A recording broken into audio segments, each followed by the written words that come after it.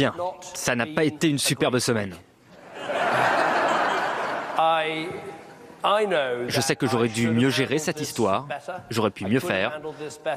Les fameux Panama Papers qui déclenchent une onde de choc planétaire. The so-called Panama Papers paint a picture of widespread corruption.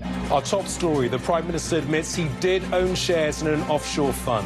Je ne détiens aucune part de ce fonds. Ça, c'était mardi. Jeudi, changement de pied. J'avais un compte joint avec ma femme. Nous possédions 5000 actions. Et puis la France a décidé aujourd'hui de réinscrire le Panama sur la liste des paradis fiscaux. C'est une décision erronée et non nécessaire. Voilà ce qu'a dit le président du Panama. En tout cas, un grand bravo à Patrick Balkany. À chaque fois qu'il y a un scandale financier à travers le monde, il est toujours cité. C'est à ça qu'on reconnaît la marque des grands escrocs, leur régularité. Si on regarde, il y a à peu près 1000 parlementaires, plein de grands-mères, et il n'y a pas un nom d'hommes politiques français dedans, à part Cahuzac et Balkany, ce qui prouve que l'étude est sans doute vraie, c'est que Panama Papers est vrai, parce que s'ils n'avaient pas été là, on n'y aurait pas cru. Laurent Wauquiez, ce que je vois partout dans les médias, son mouvement politique a été financé par des traders à Londres.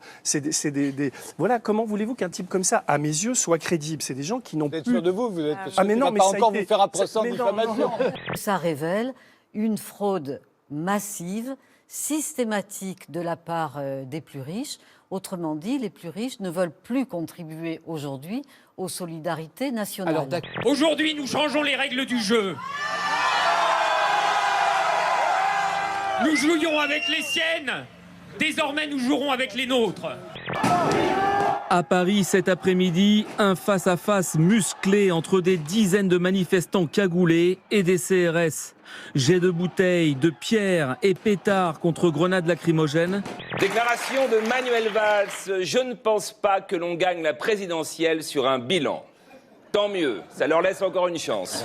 Est-ce que ça sera une France low cost, comme nous le propose la droite? Est-ce que ça sera une France Maginot, comme nous propose l'extrême droite? Ou est-ce que ça sera une France ouverte, une France nouvelle, comme va le proposer la gauche? Double succès pour la société américaine SpaceX. Ce vendredi, elle a d'abord réussi à placer en orbite une capsule de fret destinée à la Station spatiale internationale.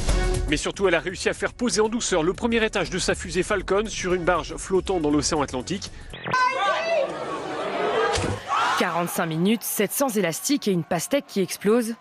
Avec cette vidéo, Facebook Live frappe fort. Hier soir, plus de 800 000 personnes ont regardé la scène en direct.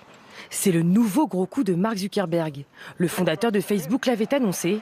Le live vidéo, un créneau à exploiter. La formule de Stephen Hawking est très frappante. Il a dit « Si on va vers l'intelligence artificielle forte, ce sera un grand pas pour l'humanité, mais ce sera le dernier. » Pour finir en beauté, de très jolies créatures de papier se promènent sur les plages de La Haye, aux Pays-Bas. Voilà, une réalisation humaine pleine de grâce.